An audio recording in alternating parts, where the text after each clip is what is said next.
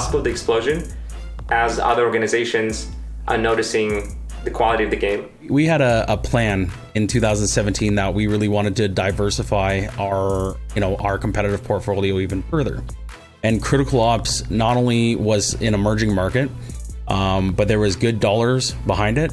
The developers and publishers and their staff were individuals that, once again, we had an immediate connection with, and they had a willingness to work with organizations and their staffs to ultimately produce an esports game and move it to the next level. Being a part of Critical Ops is important for our organization because we are a mobile-first organization, and we want to be on the forefront of all the competitive titles that you can literally pick up and compete in with one of these. A modalidade Critical Ops tem grande potencial no cenário de esportes. Primeiro, por ter grandes equipes produzindo torneios profissionais para a modalidade. Segundo, pela sua grande quantidade de fãs, graças aos seus influencers no YouTube, trazem a modalidade Critical Ops para o topo no cenário de eSports Mobile. A nossa atual equipe já se provou muito forte em diversos torneios que já disputamos. Mas não vamos parar por aí. Com estrutura e psicológico bem trabalhado, continuaremos treinando muito forte para atingir o sucesso absoluto. Given the fact that we started in mobile, I think people guessed that we love mobile esports in general. We believe that mobile is the future because it's a very accessible device, and in developing countries, most gamers are used to using their mobile devices for gaming. As the game grew in popularity, people of all ages and backgrounds began to form teams, and slowly a group of competitive gamers began to emerge. But before we go any further, let's take a quick look at the start of this esports title. When I joined the company at the end of 2015, there were already people playing the game and trying to get better at playing the game. There were already active teams, clans, ranging scrims between each other. And there was 3 teams. There was DYN Apocalypse, there's DYN Bloodline and DYN Cobra. These 3 teams were competitive teams for DYN. And DYN Bloodline, it was me, J7, Lightning and Sudden Death. That was in the team, and some other players.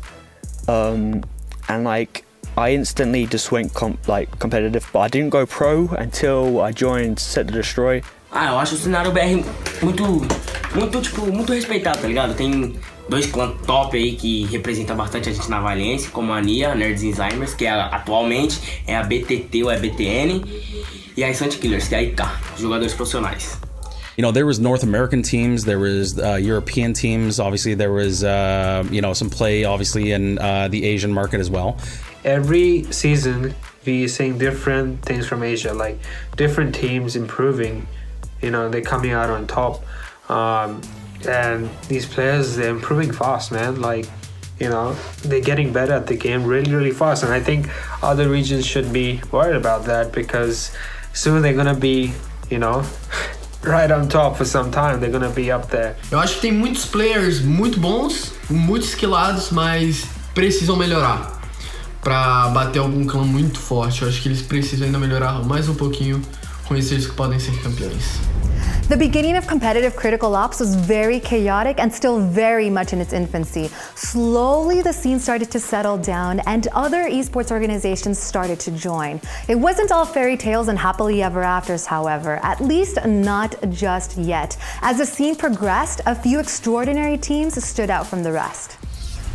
When we started in Critical Ops, we were losing just about every game, right? We were losing every tournament, and in a way, our team is a Cinderella story in Critical Ops. And I think what we owe to that success is the fact that we always stuck to our guns when it came to recruiting. We had very specific principles in mind, and that is to recruit people who are hardworking, have great attitude, humble, and hungry. And we knew that if we keep pushing and doing things the way that we believe is the right way to do things, and train people to have discipline and create structure around them and enable them to be some of the best players they can be, eventually it is bound to result in success. Biggest challenge right now, well, it has to be, I think, just GS in general, because they're the best right now, unless proven otherwise in future tournaments. I'd say GS, GANKSTARS, definitely statistically have been really good lately, all the time actually. They've been winning tournaments after tournaments, and just on paper they've been looking really good. But then again, it's hard to tell because you don't know how they play against other teams from other regions, because there's always that big difference. So you can't really tell who's, the better team. É difícil dizer. Eu acho que, falando aqui, eu sei que a equipe que a gente geralmente sabe que vai ser um jogo bom da gente joga contra é a IK. Então eu acho que mais esse time. Mas falando de um time de fora, por exemplo, um time que me chamou um pouco de atenção, vamos dizer assim, foi o Elevate. Acredito que seja da Europa. Então achei um time bem interessante. Enfim, vamos ver caso a gente se enfrente, possivelmente em um ano, como é que vai ser, mas eu acho um time bem legal. In Europe, I would say our biggest challenge is Nova Esports. They are looking pretty strong right now. And globally, I would say probably GANKSTARS, because they're probably the most consistent team there is right now, and has just been there for almost a year, I think. Nova Esports from Europe region. I didn't play with America region, so I didn't know.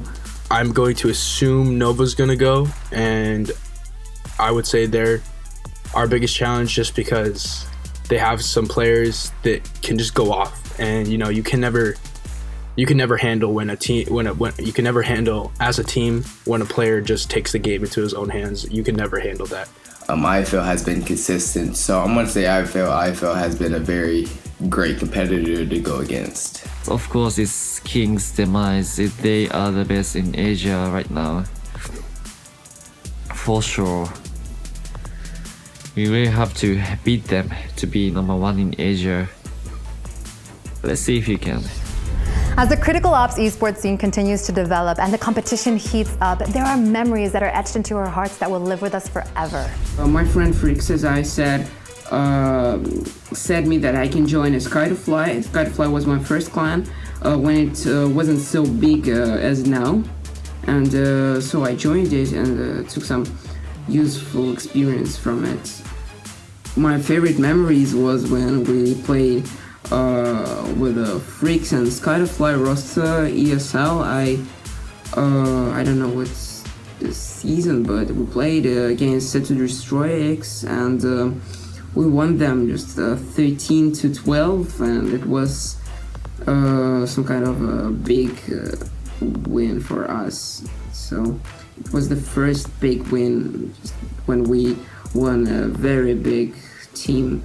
My favorite memory is the Outlaws versus Kings, and I'm talking this is like back in 2016 or 2015, something like that. It was the second tournament of Critical Ops and it was insane. Okay, there was one team, Kings.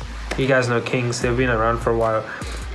They were dominating. Like when the game first came out, there was like 4 teams, 4 Kings teams, 4 Outlaws teams, like 3 SXE teams, and we'd all try to beat each other, but ultimately it was always Kings on top. No one could beat them. And it was the second tournament. I remember like how awesome that tournament was. Like we had like Patriot, Conan and Ice shoutcast that tournament. The game was like insanely close. It ended up with like a 13-12 scoreline. And the guy, we were on T and the Kings was obviously on CT.